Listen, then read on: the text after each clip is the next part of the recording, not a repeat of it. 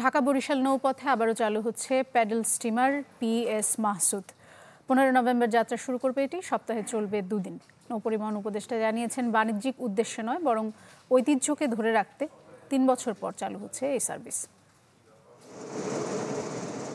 18 শতকের শেষ দিকে ব্রিটিশদের হাত ধরে এ অঞ্চলে শুরু হয় স্টিমার চলাচল। সে সময় কলকাতা থেকে সুন্দরবনের ভেতর দিয়ে চাঁদপুর হয়ে নারায়ণগঞ্জে পৌঁছাতো প্যাডেল স্টিমার। নদী প্রধান অঞ্চলে সহজ, নিরাপদ ও কম ভাড়ার কারণে জনপ্রিয় হয়ে ওঠে এ সার্ভিস, যা চলে বহু বছর।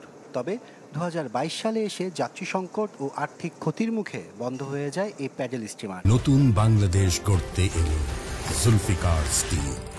জুলফিকার স্টিল, ইস্পাত দৃঢ় অঙ্গীকার। প্যাডেল স্টিমারটা একমাত্র লন্ডনে চলছে এই মুহূর্তে, আর কোথাও নাই বিশ্বে। দ্যাট ইজ আমরা ধরে রাখতে চাচ্ছি হেরিটেজ হিসেবে। 3 বছর পর আবারও চালু হচ্ছে প্যাডেল স্টিমার মাসুদ। আপাতত সপ্তাহে 2 দিন ঢাকা বরিশাল রুটে চলবে নৌযানটি। এর পুরনো রূপ ধরে রেখে করা হয়েছে সংস্কার, যেখানে যাত্রীরা পাবেন ঐতিহ্যের ছোঁয়া। পুরনো স্মৃতিগুলোকে ধরে রাখছেন এবং মডার্ন কন্টেস্টে এটা চালানোর ব্যবস্থা করছেন, এইটাই একটা বিশাল ব্যাপার আমি মনে করি। বিভিন্ন ছুটিতে এই মাসুদ, লেপচা অথবা অস্ট্রিচ এটাতে করে আমরা কখনো বন্ধু বান্ধবের সাথে, কখনো একা এভাবে যেতে হতো। সো ওই স্মৃতিগুলো খুব মনে পড়তেছে। শুক্রবার ঢাকার সদরঘাট থেকে মুন্সিগঞ্জ পর্যন্ত স্টিমারটির পরীক্ষামূলক যাত্রার সফর সঙ্গী হন নৌপরিবহন উপদেষ্টা এম সাখাওয়াত হোসেন।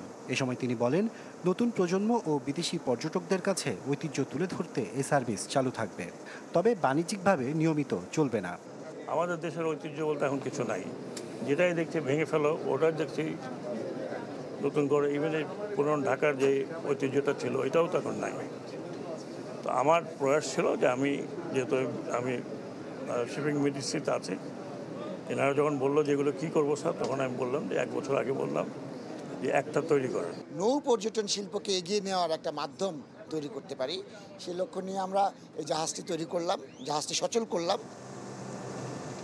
স্টিমারটিতে ধারণ ক্ষমতা 850 জন যাত্রীর। রাষ্ট্রীয় মালিকানাধীন বাকি 3টি স্টিমারও সংস্কার করা হচ্ছে বলে জানিয়েছে বাংলাদেশ অভ্যন্তরীণ নৌপরিবহন কর্পোরেশন BIWTC।